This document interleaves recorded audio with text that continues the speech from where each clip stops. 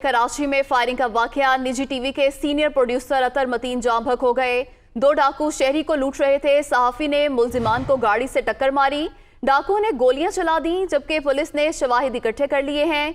डाकुओं ने 3 फायर किए। अतर मतीन को 1 गोली लगी। अतर मतीन का कत्ल जायवकुआ से 30 बोर के 3 खोल मिल गए हैं, जबकि मुल्जिमान कटी पहाड़ी की जानिब फरार हुए। पुलिस की जानिब से यह बताया गया है तो कराची में फायरिंग के नतीजे में निजी टीवी के सीनियर प्रोड्यूसर अतर मतीन जाम बहक हुए हैं।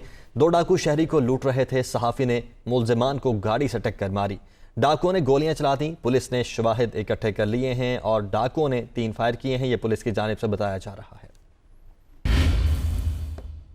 नॉर्थ नाज़िमाबाद में सहाफी अतर मतीन के कत्ल पर बिलावल भुट्टो की मुज़म्मत। उम्मीद है वाक़े में मुलविस मुल्जिमान जल्द कानून की गिरफ्त में होंगे। बिलावल भुट्टो की जानिब से कहा गया, सिंध हुकूमत किसी को कराची का अमन खराब करने नहीं देगी। बिलावल भुट्टो की जानिब से यह भी कहा गया, सिंध हुकूमत सहाफियों समेत हर शहरी के तहफ़्फ़ुज़ को यकीनी बनाए। तो नॉर्थ नाज़िमाबाद में सहाफी अतर मतीन के कत्ल पर बिलावल भुट्टो ने मजम्मत की है। उन्होंने कहा कि उम्मीद है वाक़े में मुलविस मुल्जिमान जल्द कानून की गिरफ्त में होंगे। सिंध हुकूमत किसी को कराची का अमन व अमान खराब करने नहीं देगी। उन्होंने मजीद कहा कि सिंध हुकूमत सहाफियों समेत हर शहरी के तहफ़्फ़ुज़ को यकीनी बनाए। जबकि वज़ीर आला सिंध की भी सहाफ़ी के कत्ल की शदीद मजम्मत। मुराद अली शाह का सहाफ़ी बरादरी के साथ इजहार अफसोस। वज़ीर आला ने एडिशनल IG कराची से फौरी तौर पर रिपोर्ट तलब कर ली है। सहाफ़ी के कातिलों को जल्द गिरफ्तार कर लेंगे। वज़ीर इत्तला सिंध सईद गनी की जानिब से यह कहा गया, कराची में सीनियर सहाफ़ी का कत्ल। वफाकी वज़ीर दाखिला शेख रशीद ने भी मामले का नोटिस लिया है। शेख रशीद की डाकुओं की फायरिंग से सीनियर सहाफ़ी की हलाकत की मुज़म्मत। चीफ सेक्रेटरी और IG सिंध से वाक़ये की रिपोर्ट तलब कर ली है। तो कराची में डाकुओं की फायरिंग से सहाफ़ी के कत्ल पर फवाद चौधरी ने भी इज़हार अफसोस किया है। उन्होंने कहा है कि शहर कायद में ऐसे वाक़यात से साजिशों की बू आती है। सिंध हुकूमत कराची को सेफ सिटी बनाने के लिए तैयार है, ना पुलिस को बेहतर बनाने के लिए तैयार है।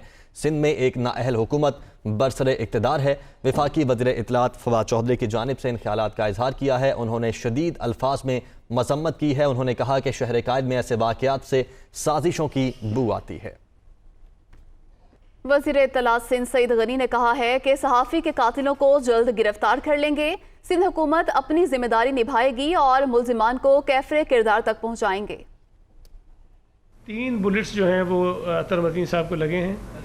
एक उनके शायद सर में है, 2 सीने में लगे और जिससे वो शहीद हो गए। जो मोटरसाइकिल थी डाकुओं की वो वहाँ से मिली है और उसकी बुनियाद पर पुलिस ये कोशिश कर रही है कि जल्द से जल्द उन डाकुओं को जो कातिल हैं उनको गिरफ़्तार किया जाए और उसके बाद उनके ख़िलाफ़ जो कानून के मुताबिक है वो कार्रवाई की जाए। हुकूमत सिंध इसमें बिल्कुल किसी किस्म की कोई कोताही नहीं करेगी। पहली बात तो ये है कि ये वाक़या होना नहीं चाहिए था, लेकिन अफसोस की बात है वाक़या हुआ जिसमें उनकी जान चली गई है। लेकिन अब हमारी ये ज़िम्मेदारी है कि हम ना सिर्फ ये कि उन कातिलों को पकड़ें, बल्कि अतर मतीन साहब की जो लवाहिकीन हैं, जो उनकी फैमिली है, जो उनकी 2 बच्चियाँ हैं, उनके लिए भी हम कोई ऐसी चीज़ करें जिससे उनको कोई सहारा मिल सके। बुलेटिन में आगे बढ़ते हैं। इस्लामाबाद हाई कोर्ट ने सहाफ़ी मोहसिन बेग पर पुलिस तशद्दुद के खिलाफ दरखास्त पर रिपोर्ट तलब कर ली है। चीफ जस्टिस ने रिमार्क्स दिए कि किसी जज को धमकी दी जा सकती है, ना ही डराया जा सकता है। इस्लामाबाद हाई कोर्ट में सहाफ़ी मोहसिन बेग के दहशतगर्दी और दीगर मुकदमात खारिज करने की दरख्वास्तों पर समाअत हुई। वकील ने अदालत को आगाह किया कि उनके मौक़िल पर थाने में बुरी तरह तशद्दुद किया गया। कल तक तो मोहसिन बेग से मिलने तक नहीं दिया जा रहा था।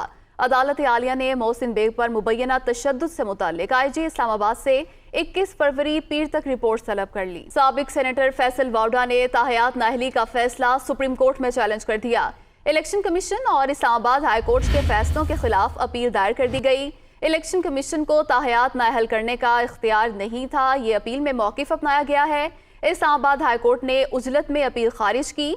इलेक्शन कमीशन का नाअहली का फैसला कलअदम करार देकर सेनेटर के ओहदे पर बहाल किया जाए। तो साबिक सेनेटर फैसल वावडा ने ताहयात नाअहली का फैसला सुप्रीम कोर्ट में चैलेंज कर दिया है। इलेक्शन कमीशन और इस्लामाबाद हाई कोर्ट के फैसलों के खिलाफ अपील दायर कर दी गई है। और नून लीग की तर्जुमान मरियम औरंगजेब ने वज़ीर आज़म इमरान खान को शदीद तनकीद का निशाना बनाया है। उनका कहना है कि शहबाज शरीफ पर लगाया गया हर इल्ज़ाम झूठा साबित हो चुका है। इमरान खान के जाने का वक्त करीब आ गया है। PTI के दौर में करप्शन करने वालों को जेलों में डालेंगे। सरकारी मुलाजिम वज़ीर आज़म के ज़ाती मुलाजिम ना बने। इन लोगों ने उस हसद में अवाम के साथ दुश्मनी की और आज इनके कराए के तर्जुमान रोज वहाँ PID में बैठकर वही हरकतें करते हैं। तमाम चीज़ों से शहबाज शरीफ साहब पाकिस्तान की हर अदालत से, सुप्रीम कोर्ट तक और फिर बाहर की लंदन की अदालत से सुरखरू होते हैं, क्योंकि corruption, money laundering, kickback, misuse of authority का कोई इल्ज़ाम साबित नहीं हुआ। और जो इल्ज़ाम नवाज शरीफ और शहबाज शरीफ पे लगाया, उस हर इल्ज़ाम के मुजरिम इमरान खान साहब खुद है। बस थोड़े दिन बाकी हैं। आपके आटा, चीनी, बिजली, गैस, दवाई चोरों को हम नहीं छोड़ेंगे। एक तो इनको घर भेजेंगे, एक इनको जेलों में भेजेंगे। हर 22 करोड़ अवाम आज शर्मिंदगी का बाइस है ये वजीर आज़म, इसको घर जाना पड़ेगा। अवाम इंशाल्लाह थोड़े दिन सब्र करें, इंशाल्लाह आपका सब्र इसको घर भेजेगा। मुस्लिम लीग नून के रहनुमा हमजा शहबाज का कहना है कि मुल्क का वजीर आज़म झूठा और निकम्मा है। पेट्रोल की कीमत में इतना इजाफा कोई संगदिल ही कर सकता है। अब इन्हें अवाम की अदालत में हिसाब देना होगा। सियासी जमातों से राबते हैं, इमरान नियाजी को घर भेजेंगे। हमजा शहबाज लाहौर में मीडिया से गुफ्तगू कर रहे थे। आज एक ऐसा शख्स वजारत उज़्मा की कुर्सी पर बैठा हुआ जो झूठा है, निकम्मा है, नाअहल है। 12 रुपये से ज़्यादा पेट्रोल की कीमत बढ़ा देना, ये वो शख्स ही कर सकता है जिसके सीने में दिल नहीं पत्थर है। 74 साल में ऐसी जालिमाना इक़दामात अवाम के ख़िलाफ़ नहीं हुए जो आज हुए हैं। तुम्हें अवामी अदालत में अब जवाब देना होगा। कमर हमने कस ली है। हमने तमाम सियासी जमातों से राब्ते उस्तवार कर लिए हैं और 2 बातें हैं। 2 पॉइंट एजेंडा, अल्लाह को राज़ी करना है और पाकिस्तानी अवाम को इस जुल्म की चक्की से आज़ाद कराना है। और उसका वाहिद तरीका है कि इमरान नियाजी को इंशाअल्लाह घर जाना होगा। मनी लॉन्ड्रिंग केस शहबाज शरीफ और हमजा शहबाज पर फर्द जुर्मायत न हो सकी। मुल्जिमान ने चालान की साफ कॉपियां फराहम करने की दरख्वास्त दायर कर दी। स्पेशल सेंट्रल अदालत के जज एजाज अवान ने मनी लॉन्ड्रिंग केस की समाअत की। समाअत शुरू हुई तो शहबाज शरीफ रोस्टम पर आए और बयान दिया कि डेली मेल में शहजाद अकबर ने उनके खिलाफ आर्टिकल लिखवाया। खबर के बाद हुकूमती वजीरों ने उन पर जहर के गोले बरसाए। 2.25 साल बाद NCA ने लंदन की अदालत में कहा कि हम इंक्वायरी ड्रॉप कर रहे हैं। गुनहगार आदमी हूं लेकिन ये करप्शन साबित नहीं कर सकते। ताहम अदालत ने आइंदा समाअत पर मुल्जिमान को चालान की साफ कॉपियां फराहम करने का हुक्म देते हुए फर्द जुर्म की कार्रवाई 28 फरवरी तक मुलतवी कर दी। वज़ीर आला पंजाब सरदार उस्मान बुज़दार का कहना है कि अदम एतमाद की बातें करने वाले शौक पूरा कर लें, पहले की तरह इस बार भी शर्मिंदगी के सिवा कुछ हाथ नहीं आएगा। वज़ीर आला उस्मान बुज़दार का अपने बयान में मजीद कहना है कि अपोजिशन ने अपने दौरे हुकूमत में अवाम के लिए कुछ नहीं किया। अवाम बखूबी जानते हैं कि अपोजिशन सिर्फ अदम एतमाद के शोशे छोड़ रही है। अपोजिशन को यह बात जान लेनी चाहिए कि जो गरजते हैं वो बरसते नहीं। PTI मुत्तहिद और हुकूमत पहले से ज्यादा मजबूत है। ये लोग अदम एतमाद की बातें सिर्फ अपना दिल बहलाने के लिए कर रहे हैं। अदम एतमाद नंबर गेम है और PTI को सबकत हासिल है। आर्मी चीफ ने बेल्जियम के दौरे पर चेयरमैन यूरोपीय यूनियन मिलिट्री कमेटी जनरल क्लॉडियोस से मुलाकात की, जिसमें अफगानिस्तान समेत खित्ते की सिक्योरिटी सूरत हाल पर तबादला ख्याल किया गया। जनरल कमर जावेद बाजवा ने secretary general European external action services Stefano से भी मुलाकात की। ISPR के मुताबिक आर्मी चीफ ने मुलाकातों में अफगानिस्तान की मौजूदा सूरत हाल और यूरोपीय यूनियन के पाकिस्तान से 2 तरफा ताल्लुकात के अमूर पर बातचीत की। इस मौके पर आर्मी चीफ ने कहा कि पाकिस्तान यूरोपीय यूनियन के साथ ताल्लुकात को कदर की निगाह से देखता है और मुश्तरका मुफादात की बुनियाद पर बाहमी ताउन को बढ़ाने का ख्वाह है। यूरोपीय यूनियन हुकाम ने खित्ते में अमन इस्तेहकाम के लिए पाकिस्तान की मुखलिसाना कोशिशों को सराहा। पेट्रोलियम मसनूआत महंगी होने के बाद महंगाई का नया तूफान आ गया। रावलपिंडी में सब्जियों की कीमतों को भी पड़ लग गए। तो पेट्रोलियम मसनूआत महंगी होने से हर चीज़ महंगी हो रही है और शहरी और अवाम इस पर फट पड़े हैं। शहरियों की जानिब से शिकवा किया जा रहा है कि पहले ही महंगाई बहुत ज़्यादा है और इस पर मज़ीद पेट्रोलियम बम गिराया जा रहा है। तो पेट्रोलियम मसनूआत महंगी होने से दीगर अशिया खुरनोश भी महंगी हो गई हैं, जिससे अवाम शदीद परेशान हैं और शिकवा किया जा रहा है कि जब से वज़ीर आज़म इमरान खान हुकूमत में आए हैं तब से लगातार पेट्रोलियम मसनूआत की कीमतें बढ़ाई जा रही हैं और लगातार अशिया खुरनोश की कीमतें भी बढ़ रही हैं। शहरी सरापा एहतजाज हैं और बारहा यह शिकवा और गिला किया जा रहा है कि इमरान खान ने अपने दौरे हुकूमत में कीमतें इतनी ज़्यादा बढ़ा दी हैं कि आम आदमी का जीना दुश्वार होता जा रहा है। मंसूर सती हमारे साथ मौजूद हैं। मंसूर, क्या सूरत हाल देख रहे हैं आप? जी बिल्कुल, पेट्रोलियम मसनूआत की कीमतों में इजाफे के बाद महंगाई का नया जिन जो है वो बेकाबू हो चुका है। और रावलपिंडी शहर में बात करें तो एशिया खुरनोश की जो कीमतें हैं वो तो आसमान से बातें कर रही हैं। इसके साथ साथ जो सब्जी की कीमतें हैं उनमें भी काफ़ी इजाफा हुआ है। खास करके अगर टमाटर की बात करें तो टमाटर 120 रुपये से फी किलो से लेकर 150 रुपये फी किलो फरोख्त किया जा रहा है। इसी तरह तोरी है वो 200 रुपये फी किलो है।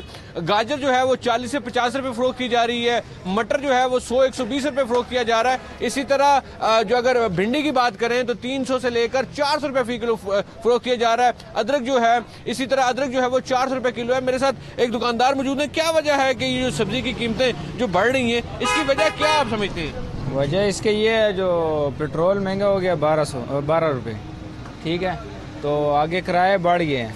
हमारे खुद मामला था, एक चीज़ सस्ती नहीं है, खाली सब्ज़ी नहीं है, दाल महंगी है, फ्रूट महंगा है, मुर्गी महंगी है, हर चीज़ महंगा है इस टाइम। जो रेट बढ़ेगा वो ज़हरी बात है, हर चीज़ का रेट बढ़ेगा। हम क्या करें, हम खुद परेशान हैं, हम खुद तंग आए हुए हैं, क्या किधर जाएं किधर ना जाएं। तो जी हर हवाले से, क्योंकि जैसे ही पेट्रोलियम की मसनूआत की कीमतों में इजाफा हुआ है तो हर चीज़ में जो है उनकी कीमतों में इजाफा होने के बाद अब जो सब्जी की भी कीमतें हैं वो भी आसमान से बातें कर रही हैं। जी, administrator Karachi barrister Murtaza Wahab media से गुफ्तगू कर रहे हैं। अनफॉर्चुनेट वाक़या सर अंजाम दिया है, इंशाल्लाह उसको कैफर किरदार तक पहुंचाया जाएगा। जो दूसरा आपने सवाल पूछा वो फाइनेंसेस के हवाले से, NFC की मद में हर महीने 2 बार वफाकी हुकूमत से सूबे को पैसे मुंतकिल किए जाते हैं और एक 17 तारीख को होता है और एक आखिरी दिन जो होता है महीने का उसको। तो कल जो 17 तारीख गुजरी उसमें 34 अरब रुपए वफाकी हुकूमत को सूबा सिंध को मुंतकिल करने थे।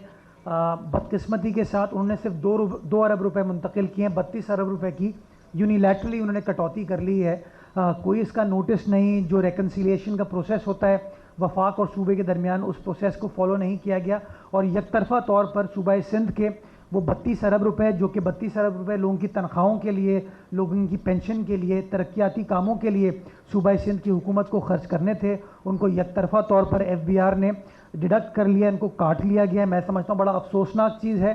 और जो आइनी उसूल हैं, कानूनी उसूल हैं, जो वफाक के साथ सूबों का मुआहिदा है, MOU है, उसकी खुल्लम खुल्ला खिलाफ वर्जी की है उन्होंने आइनी उसूलों की खिलाफ वर्जी की है। और मैं समझता हूँ फौरी तौर पर जो वज़ीर ख़जाना है उनको इस मामले का नोटिस लेना चाहिए और नोटिस लेते हुए ये जो यकतरफ़ा फ़ैसला वफाकी हुकूमत की जानिब से किया गया है इसको विड्रॉ करते हुए वो जो 32 अरब रुपए की अनलॉफुल इलीगल कटौती सूबा सिंध के पैसों की है, उन पैसों को फौरी तौर पर मुंतकिल कर देना चाहिए सूबा सिंध को, ताकि सिंध हुकूमत उस पैसे को लोगों की तनख्वाहों के लिए, लोगों की फलाह बहबूद के लिए, जो तरक्याती काम हमें करने उसके लिए उनको खर्च किया जा सके। ये सेक्शुअल हरासमेंट के केसेस मैं समझता हूँ सारे मुल्क में बढ़ते हुए नज़र आ रहे हैं और बिलखुसूस कुछ यूनिवर्सिटीज़ के अंदर इस तरह के माजी में वाक़यात हुए हैं। वज़ीर आला सिंध ने इस मामले की कॉग्निजेंस लेते हुए 2 यूनिवर्सिटीज़ के जो वाइस चांसलर्स थे उनके कोयटा ग्लैडिएटर्स और मुल्तान सुल्तान्स आज मद्दे मुकाबिल होंगे। कोयटा के क्रिकेट दीवानों का कहना है कि उम्मीद है ग्लैडिएटर्स न सिर्फ आज का मैच जीतेगी बल्कि प्लेऑफ तक रसाई भी हासिल करेगी। तफसीलात जानते हैं अपनी नुमाइंदा सामीर से। जी बिल्कुल, जैसे कि आज सबको पता है कि PSL के जो शानदार मैचेस हो रहे हैं और सीज़न 7 की ये ट्रॉफ़ी जीतने के लिए तमाम तर जो टीमें हैं वो बहुत शानदार परफॉर्मेंस करने के साथ ही बेहतरीन मुकाबले भी यहाँ पर हो रहे हैं। जैसे जैसे PSL के मैचेस गुजरते जा रहे हैं वैसे ही इख्तितामी मैच और फाइनल मैचेस की तरफ जो टीमें हैं वो जा रही हैं। आज कोयटा ग्लैडिएटर का मैच है मुल्तान सुल्तान के साथ और आज 2:30 बजे ये मैच शुरू होगा। शायकीन क्रिकेट हमारे साथ मौजूद है और हम उनसे पूछते हैं कि आज के मैच के हवाले से उनके क्या तासुरात हैं। बेसिकली मैं तो टिकट खरीदा था लाहौर जाने के लिए, लेकिन हमें ना ट्रेन की टिकट नहीं मिली, तो मुझे ना बहुत दुख हो रहा है कि मैंने लाइव देखना था मैच, लेकिन मैं अब टीवी पे ही देखूंगा। मैं बस गुड लक कहता हूँ कोयटा को कि कोयटा जीते। एक और भी शायरी हमारे साथ मौजूद है, हम उनसे पूछते हैं आप क्या कहना चाहेंगे। सेम सिनेरियो मेरे साथ भी यही हुआ, हमने भी लाहौर जाना था देखने के लिए मैचेस, लेकिन जो है अपना टिकट्स की वजह से हम नहीं जा सके, तो अब हमें टीवी पे ही देखना पड़ेगा। बाकी हाँ, हमें शाहिद अफरीदी का थोड़ा सा है, उनकी तरफ से हमें मायूसी है। जी बिल्कुल, जैसे कि शायकीन क्रिकेट का भी यही कहना है कि मैचेस के हवाले से वो भी बहुत ज़्यादा पुरजोश। मुल्तान की टीम काफ़ी स्ट्रॉन्ग है, लेकिन कोयटा की टीम भी किसी से कम नहीं है और इंशाल्लाह आज का ये मैच जीतेंगे। और जिस तरह से लोग यहाँ पर बेताब है ये मैच देखने के लिए, तो आज हम ये मैच देखेंगे और तमाम की तमाम कोयटा के जो लोग हैं उनकी दुआएं कोयटा ग्लेडिएटर के साथ है और इंशाल्लाह आज सरफराज हमें धोखा नहीं देगा और वो अच्छी बैटिंग, अच्छी फील्डिंग और अच्छी बॉलर का मुजाहरा आज कोयटा की टीम करके और इंशाल्लाह ये फतह अपने नाम करेगी। जी। वज़ीर-ए-आज़म इमरान खान का सहाफ़ी अतर वतीन के कत्ल पर गहरे अफसोस का इजहार। सोगवार ख़ानदान के दुख में बराबर के शरीक हैं। वज़ीर-ए-आज़म का ये कहना है, वज़ीर-ए-आज़म के मुल्ज़िमान को कैफ़रे किरदार तक पहुँचाने के लिए हर मुमकिन कोशिश की हिदायत। तो वज़ीर-ए-आज़म इमरान खान ने सहाफ़ी अतर वतीन के कत्ल पर गहरे अफसोस का इजहार किया है। उन्होंने कहा कि सोगवार ख़ानदान के दुख में बराबर के शरीक हैं।